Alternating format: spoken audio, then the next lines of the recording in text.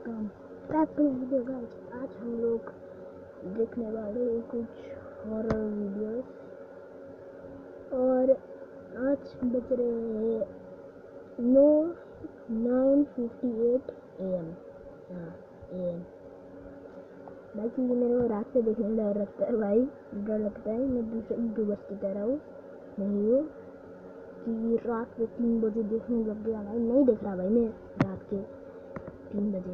एक मिनट में horror videos देखना है, हॉरर वीडियोस HO। भाई कीबोर्ड और माउस से खेलना तो सच में मज़ा आता है, मुश्किल भी होता है। देखो हॉरर मूवीज में हॉरर स्टोरीज देखते हैं। ये देखो भाई शॉर्ट्स आ रहे हैं, देखते हैं भाई shorts.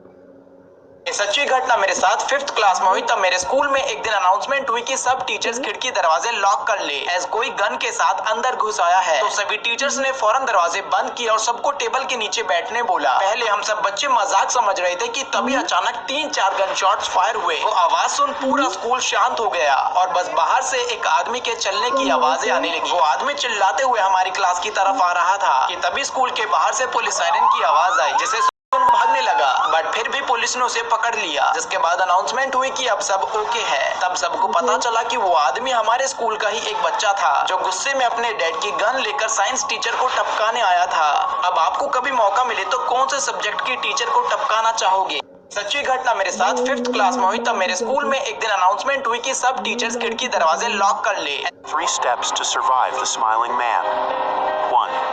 If you see him, never wave back. Just keep walking or he will notice you. 2. If you encounter him, don't run or he will follow you and will not stop. 3. Don't be afraid. 3 steps to survive the smiling man. 1.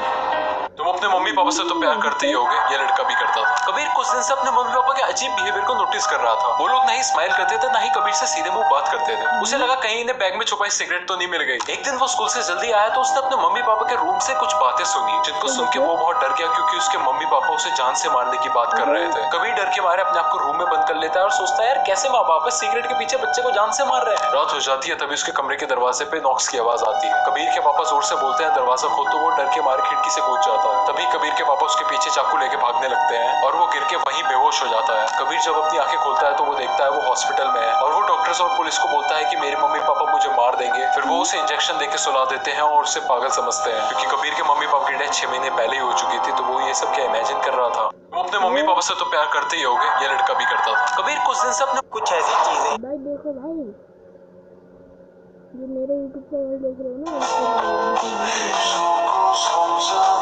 मेरा YouTube channel. वैसे guys आपने notice किया होगा मैं mouse और keyboard पे खेल रहा हूँ भाई। आज मज़ा तो आता है भाई। फर्स्ट ऑफ ऑल मेरे को चलाना है। देखो भाई कितने लो व्यूज आ रहे हैं भाई मेरे वीडियो पर, और 28 सब्सक्राइबर का सब बढ़ ही नहीं रहा भाई कसम से। कितने वीडियोस डाले हैं भाई आपके लिए भाई। देखो भाई हाईएस्ट कितना व्यूज है पता है? हाईएस्ट व्यूज है सिर्फ और सिर्फ 753 भाई। मतलब तुम लोग भी यार गए थे ना यार, लाइक सब्सक्राइब कर देना भाई। उनको 50 सब्सक्राइबर करना है, 50 समझ रहे हो, 50। चलो इससे पहले हॉरर स्टोरीज पे बात करते हैं।